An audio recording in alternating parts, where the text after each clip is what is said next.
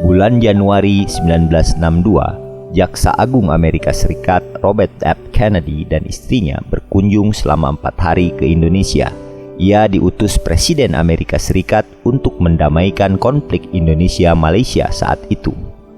Sebelum diterima secara resmi oleh Presiden Soekarno di Istana Merdeka, Robert F. Kennedy yang akrab dipanggil Bob Kennedy itu secara pribadi bertamu ke rumah Jenderal Abdul Haris Nasution di Jalan Teguh Umar 40, Jakarta.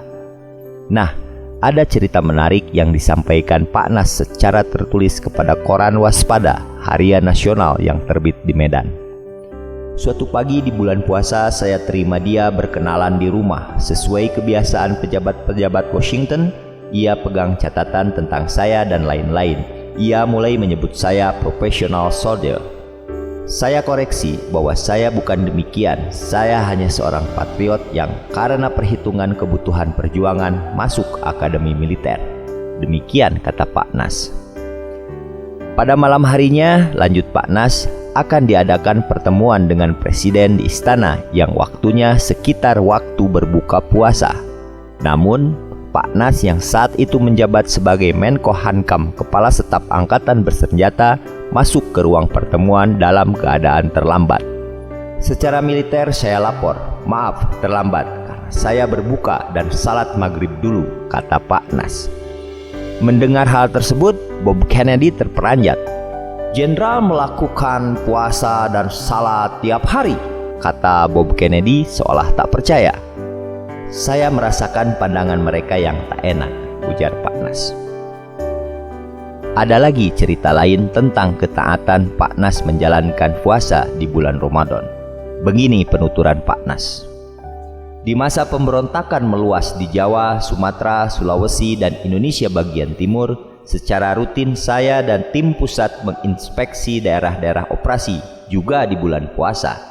Rombongan dan petugas-petugas daerah rupanya tahu betapa saya menjaga salat dan puasa, sehingga seorang mayor di Ponegoro yang memimpin sektor Amurung di Sulawesi Utara, ketika saya mendarat siang hari setelah semalam di kapal dari Manado, melapor, keadaan aman, persiapan salat pun telah diatur. Rupanya ia terlalu lama di daerah operasi. Teringatlah kelakar Yani, Jenderal Ahmad Yani maksudnya. Kalau mau naik pangkat, ikutilah Pak Nas, sholat. Kemudian di suatu saat, saya dan rombongan meninjau usaha pemulihan keamanan di Aceh. Setelah sahur, kami bergegas untuk terbang dengan pesawat air ke Langsa. Setelah penyambutan oleh Bupati di rumah dinasnya, saya permisi untuk buang air ke WC di belakang. Ketemu salah seorang pejabat yang sedang minum. Kok tadi malam kita sahur di Kota Praja? Kata saya. Ya, di Kota Praja saya puasa, tapi di sini tidak, kata pejabat tersebut. Sebagai seorang muslim, Jenderal Besar Abdul Haris Nasution memang menghayati betul apa makna kewajiban berpuasa di bulan Ramadan dan menjalankannya dimanapun ia bertugas. Dalam puasa, mendidik kekuatan dalam diri sendiri tanpa diketahui pihak luar. Hanya Tuhan dan pribadi kita yang tahu. Disiplin dari dirilah yang sungguh-sungguh, bukan disiplin karena dipaksa dari luar, karena takut pemerintah dan sebagainya, kata Pak Nas. Pemahaman Pak Nas itu karena ia sejak kecil memang mendapat didikan agama yang kuat.